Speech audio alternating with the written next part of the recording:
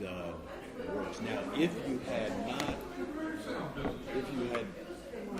kind of agreed with, oh yeah, the cartoons are so bad these days, like it's good that, that your grandkids are not watching certain cartoons, which is true, but that's not the subject. And very often we can get sidetracked into talking about something because we want to be relevant. Well, it sends a wrong message. First of all, it sends a wrong message if we do that. Because that isn't the message. It isn't the message. The message is unfortunately many churches have been reduced to moralism. Okay, right. Mm-hmm. Places that people can go to where you're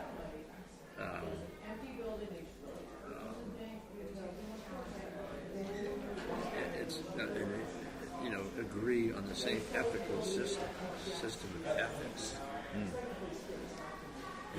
behavior. But the gospel is not, the cross is not preached. It's been reduced, many of the churches have been reduced to just a moral systems where people go and have agreement that this is right, this is wrong, this is right, this is wrong, but that's really not, that's part of it. There is that. I think that's the fruit of the gospel. The gospel is not clear. You're right. The gospel is not clearly preached. The cross is not preached. Being born again is not preached. Being regenerated by the Holy Spirit is not preached. Being saved, the Bible, being born again, it's not preached. Many churches don't even give an invitation at the end of a message to receive Christ as Savior. We do. We do it all the time. But people, I speak with a lot. The gospel is hidden. Wow. It's hidden. Hidden It says in whom the God, this world is blinded the minds of them which believe. Serious.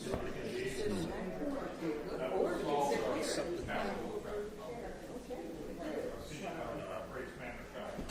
It's growing stronger every day, I think, too. Except for the remnant.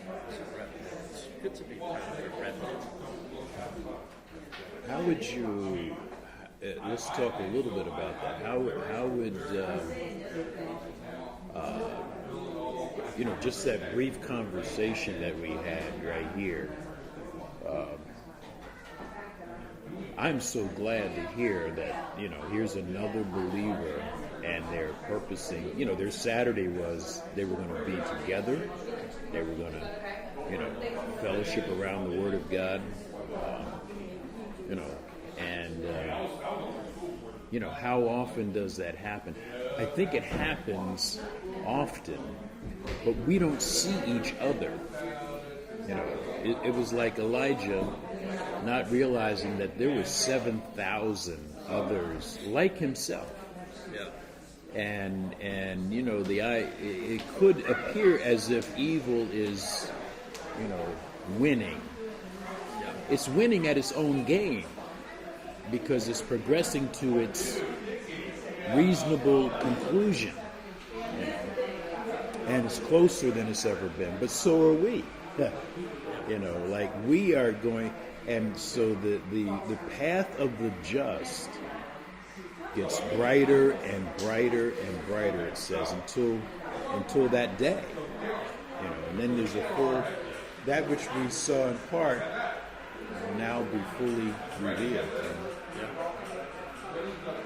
And that's our hope. Because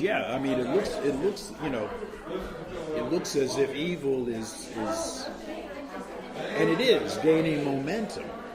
The deceived and the deceiver are his, the scriptures say. It's like they're not getting away, think that they're getting away with, but that's part of the deception.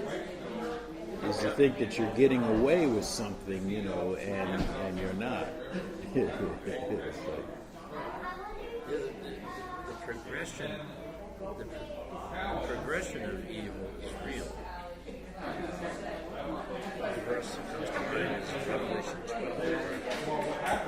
where it says that the devil has come down to great wrath because he knows that he has a short time. wow. So the picture that's near the end for him. But in the garden, so the picture of the serpent morphing into a dragon, the same reptile. The picture of the serpent morphing into a dragon speaks of the progression of evil from time past to the end, to when God changes. Right. And I think I understand that as the whatever the creature that he was in the garden was very beautiful. He wasn't frightening, you know. And that kind of represents the initial approach of the devil will never be with the horns and a pitchfork, you know, or and this is what some people are saying, you know, like, you know, the presentation of the devil. I'm glad I moved that camera. The presentation. You know, what was presented during the halftime show at the Super Bowl, and you know the Goodwill games. I think we talked about that. You know, and it's blatant. It's like out there, you know, for what it really is. But if you take it back 50 or 100 years ago, you know, maybe it wasn't so. You know, it was dressed in human good,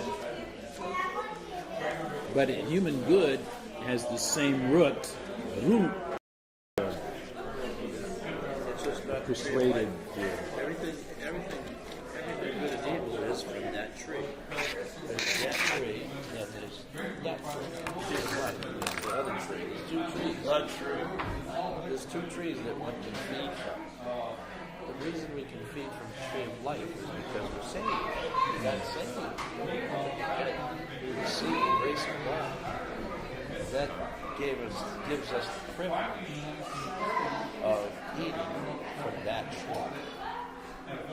Now, as we walk through the earth, as we journey through the earth, we feed from the tree of life. We have the option. When we're on with God, we're not backslid. But God always gives us life, even when we're off. Oh yeah. He only gives us life. You know, Deals with us. the recent foundations class from Bible college. Yeah. Wow, it was a service. It wasn't even a class. It was a Sunday morning service. Yes, I watched it. Yeah. You watched that? Yeah. And it was about like what you were saying, how God was so persistent in coming to a backslidden people, his own people. And I mean, and they literally, you know, like thumb their nose, you know, like get lost. You know, it was like that. And it was so clear, you know, seeing the grace of God is like amazing. And so this is why we don't want to discount the message of grace. Because it's like, it'll chase down the wayward sinner. But I want to go back to this thing of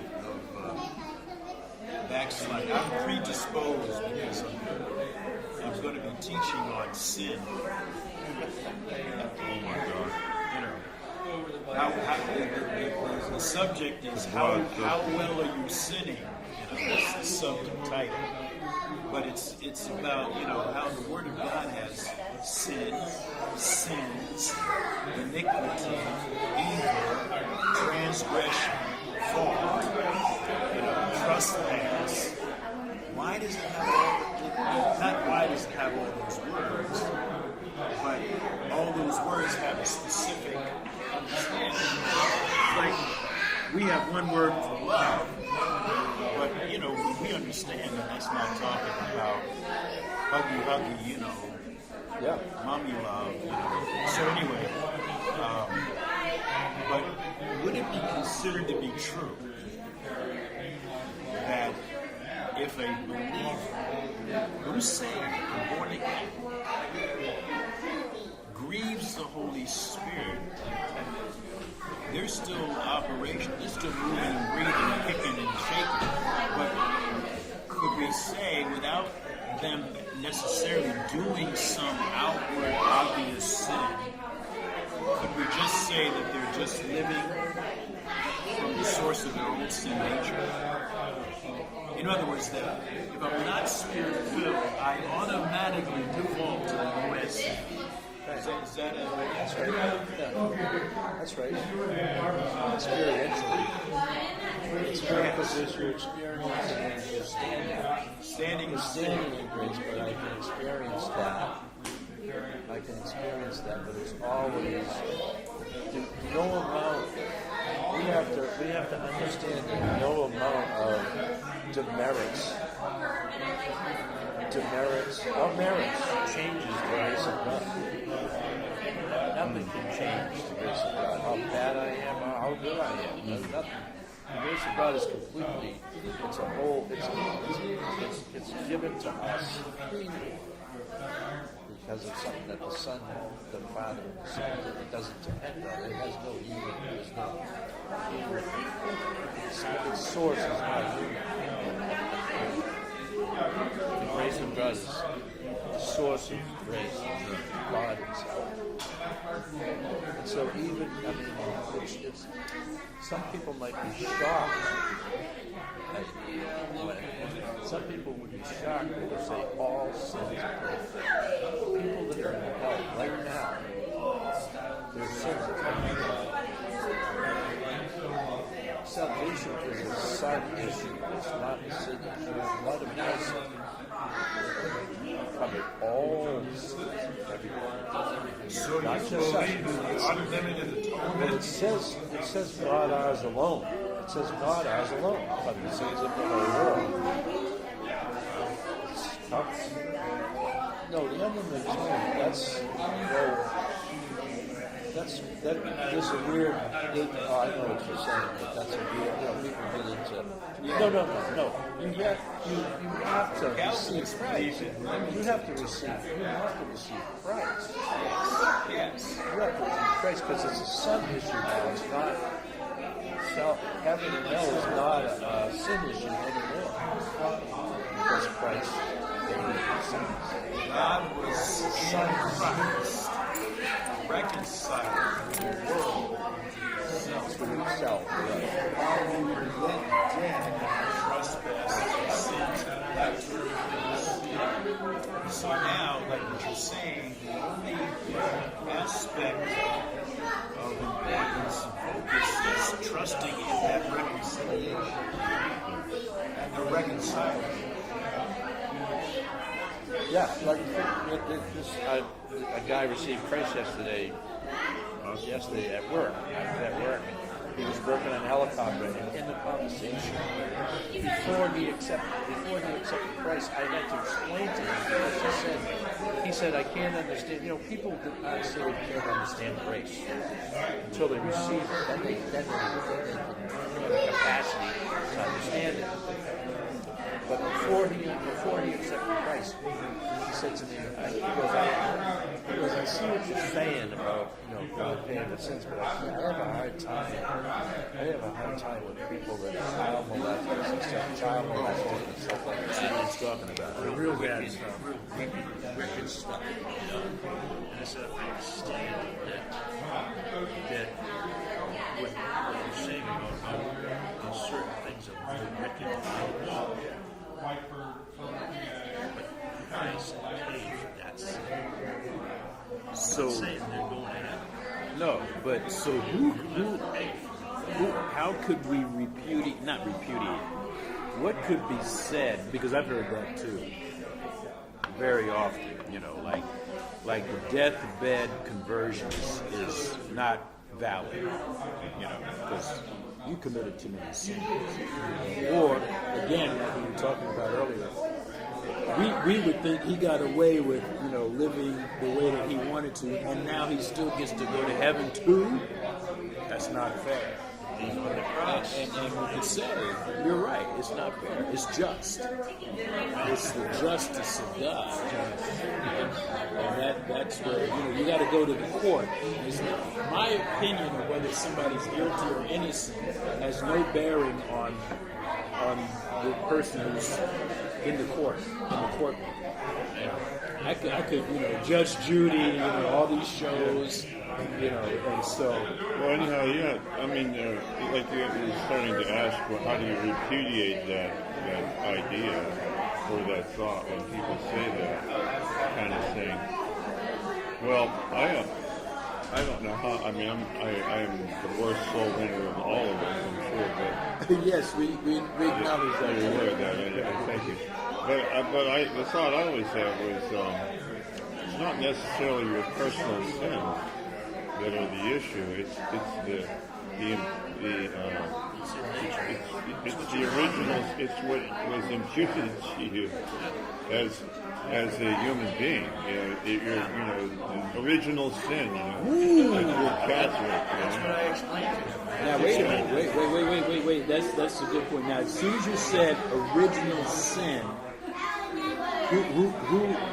Yeah, right. I mean, there are people who would say, hey, I didn't do.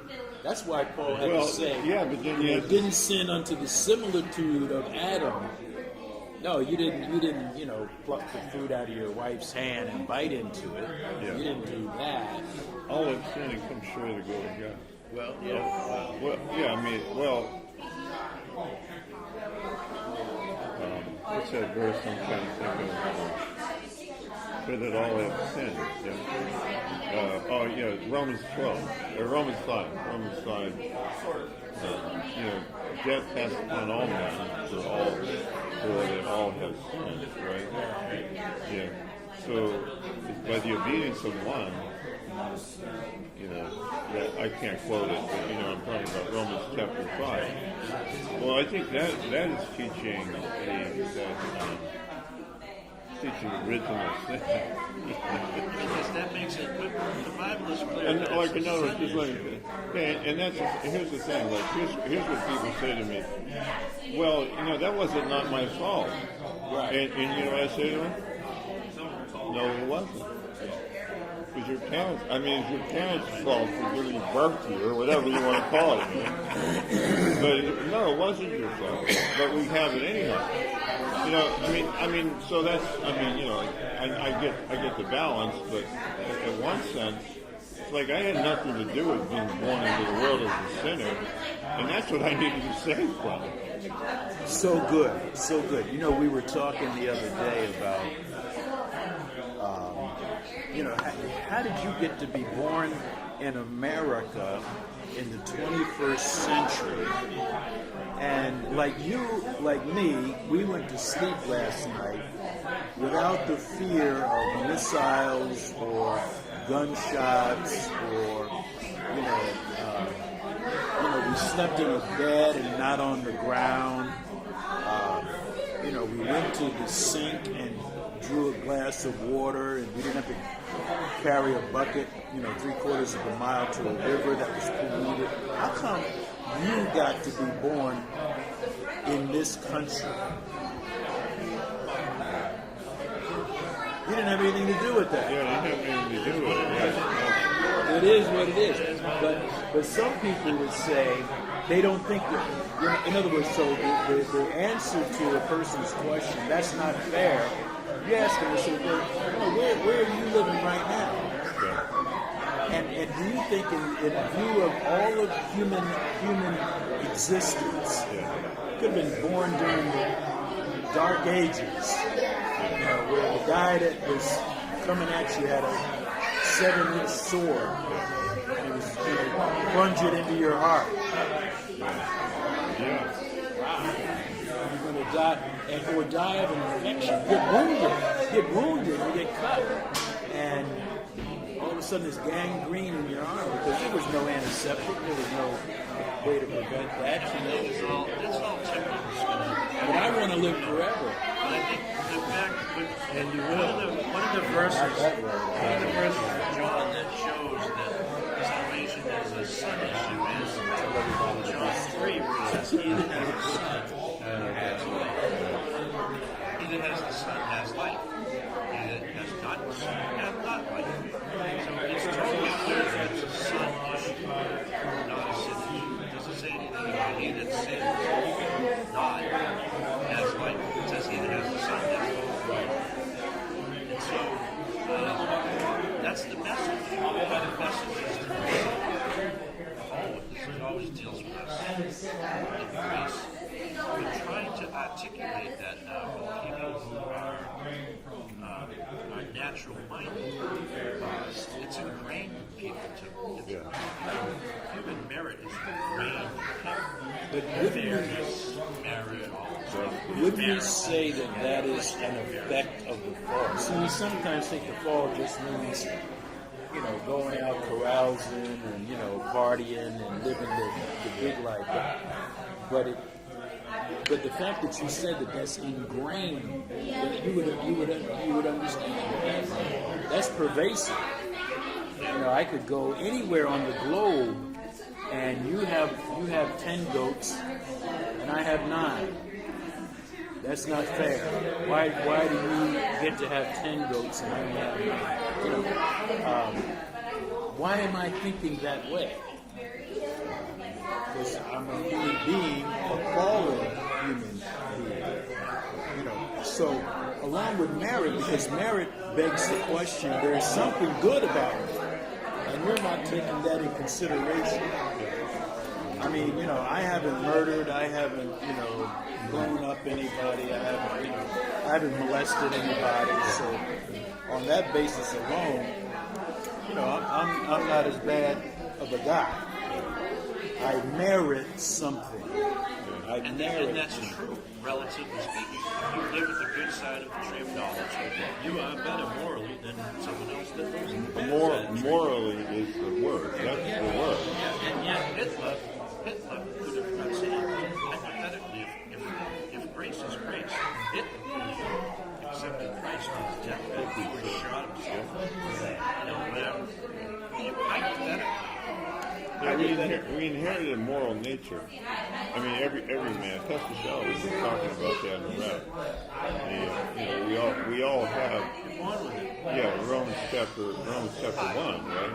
Yeah. You know, they even if they didn't have the law, they were a law unto themselves because of being born with a moral nature. That is it's ingrained in human being.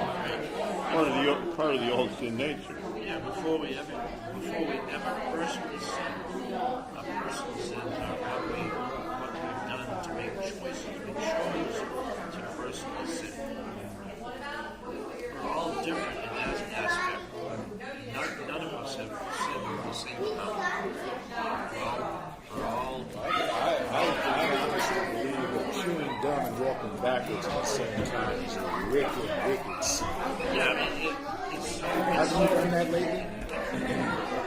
but the idea is that the beauty of the gospel is Scripture has concluded, this is in Galatians, have concluded all of you sin, that the promise by faith in Jesus Christ might be given to them that believe. They're all wrong, you know. We're all wrong, and grace, when we receive the grace of God, we receive it. That's why it says, as many as receive him, to them gave the authority to become the sons of God. So we're sitting here, we're just like thinking these verses, just kind of rejoicing in my heart that Yeah, you know, He said to rejoice. He said rejoice in your name. what would you say about the guy that, like you said, you led him to the Lord? Initially, so he's saying that he can't believe that the child molester can go to heaven. So he's already calculated in his mind who's qualified and who's unqualified. Because he's still on the merit trip. So how did you I had to bring him to a place. I had to bring him to the cross. I had to bring him to the cross. tell me? I mean, that makes sense to us sitting here. Those that are watching, so I said it's clear in the scriptures that Jesus Christ. I said you believe in Jesus. Absolutely, I believe in Jesus. now what was he thinking? I believe in Jesus. Because there's people that say that. I said, what do you believe in? He's on the cross, and his blood covered for every single sin, past, present, and future. Yours, mine, and the whole world. That's all. He did it. He did it because he didn't want anyone to perish. And we all would have perished. You might not be a child molester, but you are, you're not. If you can stand before God in your own merit, would you make it? Because no. We enter heaven on the merit of someone else. That's the whole point. How long have you been working on this guy? A few months. But he's got a daughter that's, I believe she's praying for him. Well, he has two daughters. He has two daughters. One of them goes to church, and one of them is a prodigal daughter. And he's like, it's starting to wear on him. He's thinking about it. His daughter comes over, and it's kind of, I don't know if she's legalistic. I'm not sure, but she won't let his grandkids watch certain cartoons or something like that. Shut that off and stuff like that. Well, He's like, I wouldn't either. And I'm a grace man. I mean, just because I know that it's not the Roadrunner, not Porky Pig anymore, so all he has is not Bugs Bunny anymore. It's demonic. But after he got saved, I said, go on until you die. I accepted Jesus Christ as my Savior. I'm going to heaven. Watch her face. Yeah, beautiful. Watch her face. I'm just saying, I mean, I love this conversation. And I would, 1 Corinthians 13, I'm going to believe all things, hope all things, but his daughter having access, through prayer. But if I came to her house, now here's something else. If I came to her house and I saw her 3, 5, and 9 kids sitting in front of, Megatron, or whoever that, and I know that's infiltrating their minds, I think I would, in good conscience, say something to her. Yeah. I would say, hey, since we're here, can you just turn that TV down, or turn it off? You know what I mean? And those are the in life situations. It's not so much, are you watching these cartoons, or no, you're not watching these cartoons. It's like, why would I, or why should I, from a totally objective. Yes. But is it the No, love? I know you are, yeah. I'm joking. Well, unfortunately, the NFL is in partner with this organization or this business called FanDuel. I mean, sponsored by, in bed with, and all that simply means is that now there's a second. It's not just who's playing who according to the schedule that the NFL sets up. But they also are conferring or informing this organization that is a betting agency that is going to fix bets on the games. So how do you think that's going to stay clean? It won't. No. It won't. Not only will it won't, but it hasn't. It hasn't. It's not like this is all of a sudden like okay. I mean, I don't know. I mean, I don't want to be subjective. Back in the day, you went to a bookie illegally, you said, hey, give me the odds. I mean, Paul Hornung got kicked out of the league for betting. That was in 1959 or something like that. Yeah. Exactly. Which meant that when did it suddenly become legal? When did it suddenly become? Yeah. Well, to me, it's sudden. I think it shouldn't be like a real. It shouldn't, to us as believers, it shouldn't be a surprise that the whole world lies in wickedness and the cosmic system. It's an infectious evil. Did you say infectious? Infectious evil. So here I am as Joe Christian. You can't change. Here I am as Joe Christian, and I'm putting money through FanDuel because it's legal or it's accepted. It's not ostracized. I'm not snooping around, to do this now.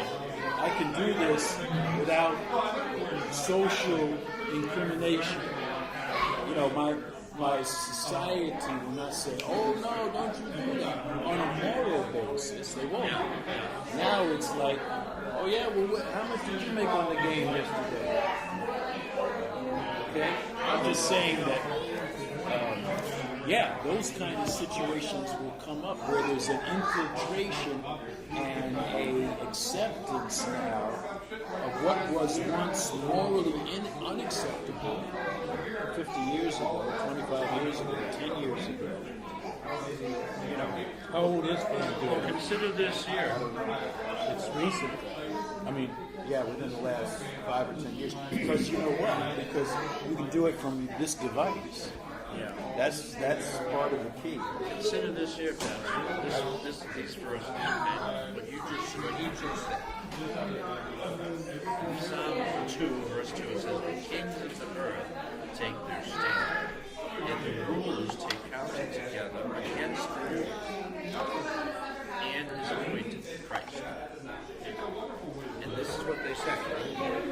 Let us break apart their divine bands of restraint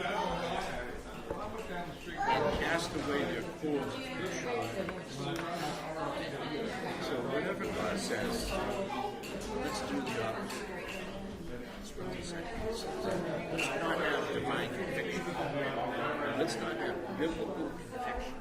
And the world is going, is topsy-turvy because of right now, as we speak, the whole world is reasonable.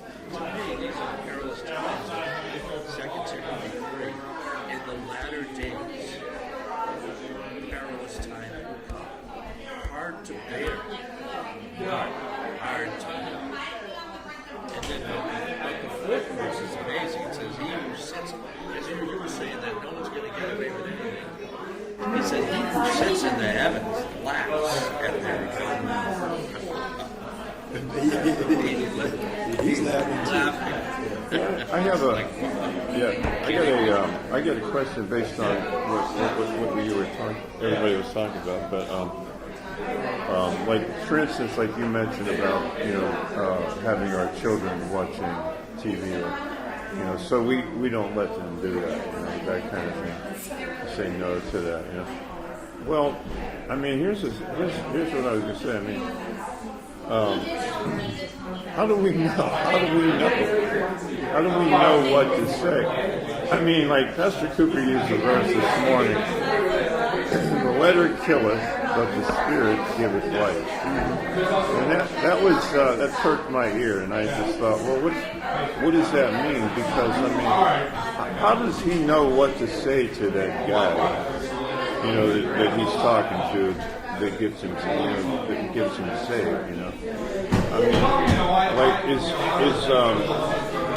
like I mean, it's, like I guess my point would be like, okay, I can learn the Bible and learn it well. It was all shall a young man cleanse his way by taking heed unto the word of God. Okay, so I can have it, but is it possible that I could just be a letter kind of Christian, just that knows a lot of Bible?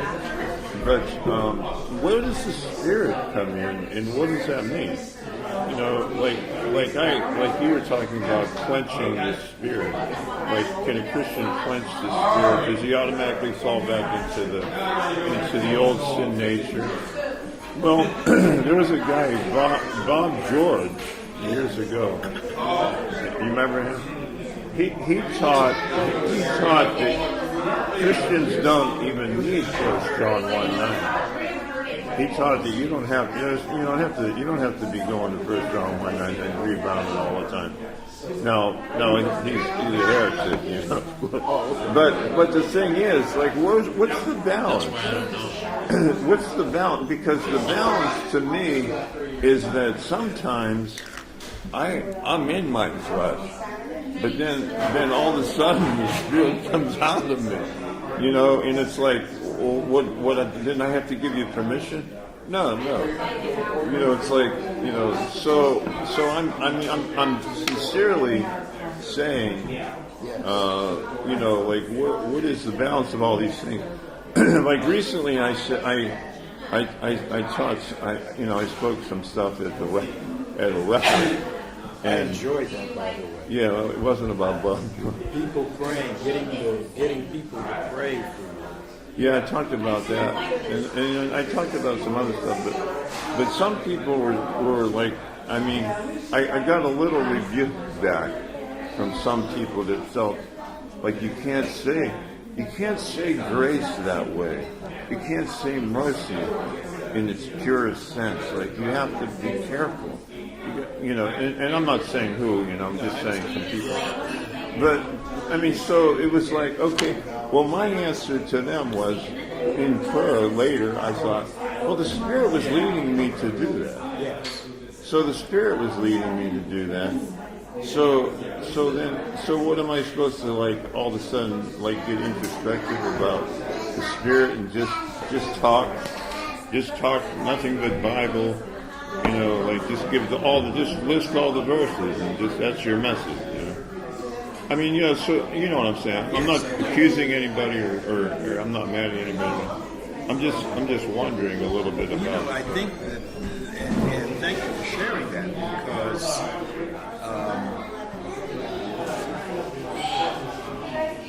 that's how we were taught. There were things that Pastor Stevens would say in a message, and he would say, how could that be? But it was God that was like that, and in my human understanding, I couldn't wrap my head around that. Yeah. And I was thankful that I was hearing things that went beyond my construct. Yeah. But and I don't know, how clear the comeback was, but it sounds like as if by the way that you presented grace and mercy, but then bad people would get off the hook. Yeah. And they don't deserve to get off the hook. Yeah. And so there's something in me that is still clinging to. You don't understand grace. Well, You have to understand it. You have to understand but it. to what degree? I do understand to a point. Yeah. Up to a point. Up to a point. If it's up to a point, you still don't understand it. But maybe it's the- like the guy that wanted to. It's the guy that was forgiven of all sins and millions of dollars in debt, and then he wants to strangle his brother for $20.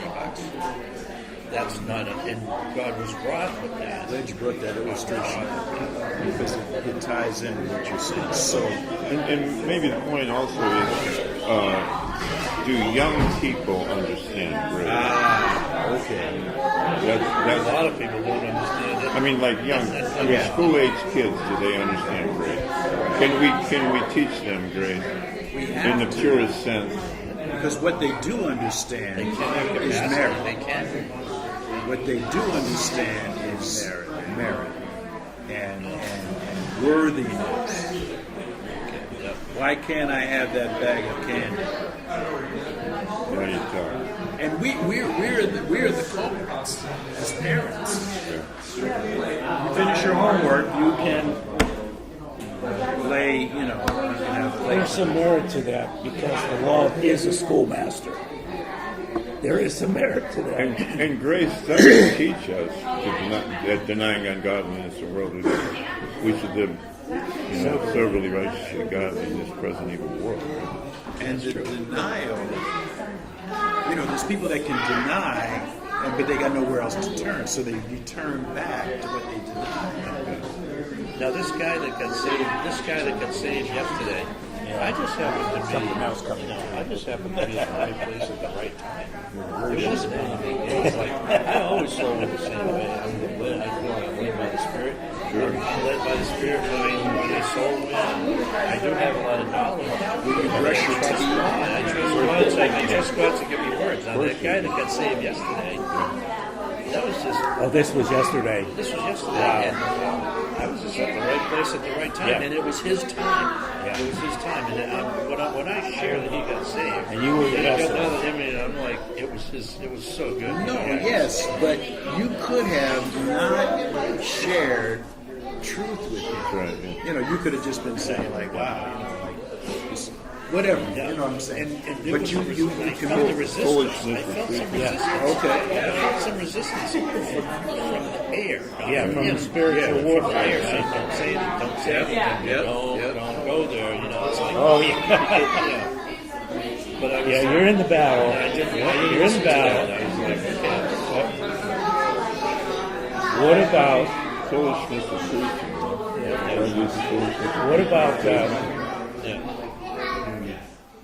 what about the knowing grace and knowing that you can actually step out and do this? This is going to be contrary to your peers, and you know that I have grace to do this. I have favor from God. I don't see any sin in making this choice, this decision. But I'll get retribution from my peers because of a lack of understanding, a lack of acknowledging. But you can't do that. So I can't say that. I can't say that because they'll take that as a license to sin. I can't. Some like yourself. Does that relate to what Paul was saying? He says, all things are lawful for me. There is a liberty. All things Yes. are lawful for me, but not all things are expedient. No. This is a liberty to do it. A liberty to do it. You have the liberty to do it. Now the question is, how expedient is it? I'm not entertaining that into the equation. I'm just saying I have an understanding of grace. Then why won't I step out and believe it? Why don't I exercise what I do know about grace? Oh, I can't do that. Oh no, I couldn't do that in this crowd. Like plucking pond on the Sabbath? Or Yeah. Uh-huh. You got it. And now you're on to it. Hey, wait, what's he doing? And even Pastor Stevens would say a lot of things that would stretch your capacity to come to that point where you can say, you know what? He called the question. We're hearing it again, from the pulpit. And I don't think that any of us have to wait for a pulpit to communicate these truths. So, in the state of Maryland, it is now legal to consume cannabis. Yeah, It's legal. got some on my chest. Sanctioned from on high. So, a Christian, it's not legal for me. no. Because I get fired. If I could fire. It might be legal in the state, but I have a federal license. Okay. If I get drugged, let's hear Pastor Ray's point there. yeah, go ahead. Before he The point loses of it is that, like what you're saying, why would I hear from the pulpit, stop getting high, Yeah. cut the marijuana out? On what basis when it's legal? I can understand if it's breaking the law. I mean, not that I could understand this, but why would I not now have the grace to be saved, born again, and all of that, and I get high on the weekends. I mean, I don't. I put the qualification. I don't get high. It's contrary to the Bible. Okay, break There's it a lot of down. things that are You illegal. can't get. I'm There's a not lot going of to let you things get that are away with illegal. that statement. Contrary to the Bible. And you know what? The verse you brought up, I Yeah. think is relevant. I in think that so, sense. too. That all things are lawful unto me. All things are not expedient. So here's how I look at that whole thing. I can do anything. I have perfect liberty to do whatever I want, except things that take away my liberty. Okay. That's my guideline. I no, and so maybe that's where we're talking to our children. You don't realize, you think this is all about freedom, but you don't realize if you want to watch that, you won't have any more freedom. Your freedom will be gone. That's very, very good. I like that fine line. That's very, very good. I mean, it's a clear line because, I don't know what that word expedient means in the English or in any other language. But that I understand. Well, it means, definitions I've read are, does it Necessary. profit? Does It it means profit? necessary. Is it necessary? No. Does it profit? Is it profitable? But grace brings, God gives grace to bring a man to absolute freedom so that then he can choose to be a bondservant of the Lord. So he's not coerced, he's not manipulated, he's not blackmailed. I don't believe in, how we say, was it foxhole conversions, God get me out of this, no serve you forever. Okay. Yeah, right. I mean, that to us makes reasonable sense, but God will not use the sins of men to bring men to himself. He's paid for those sins. So now the man has to realize that there's nothing in between him and God except himself. And am I free in myself to choose, so Joshua, was it 24:15 or 25:15? Choose ye this day whom you will serve. If you want to go back, he says you can go back. Yeah. It's okay. Wow. It comes down to the will, doesn't it? It comes down to what you want to do. It does. Your will is the switch. But sum pharaoh is expedient, and it means advantageous. All things are not advantageous. All things are not good. So all things are lawful for you, but not necessarily good. But the prefix soon means with. With you. Pharaoh means to Yeah. carry. With you. Is that thing profitable to you? That's why they call you. That's why they call you doctor. I'm in bondage to that. That's why they call you doctor. Exactly right. Your evidence. I always go, how you doing, your evidence?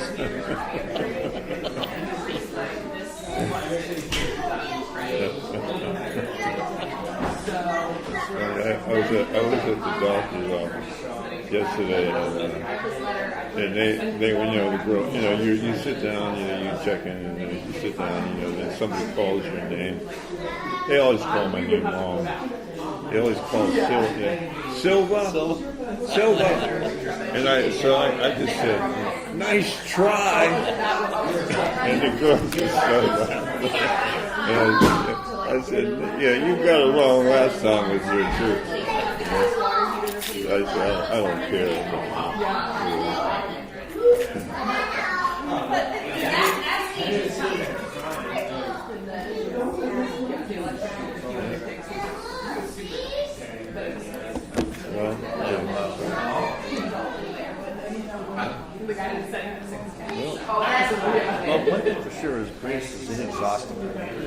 just keep this. And I think it's so good. I think it's good to sit around, when we do come talk about it. That's when iron has to sharpen the iron. Yeah. We learn so much from each other. Yeah. Just like, I learned a lot.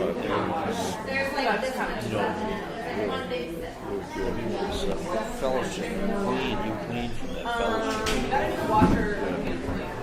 So did you guys solve the world's problems here? We have. We do. GRAC. And Mercy. Mercy rejoice again. Wow, and isn't that a foreign concept too?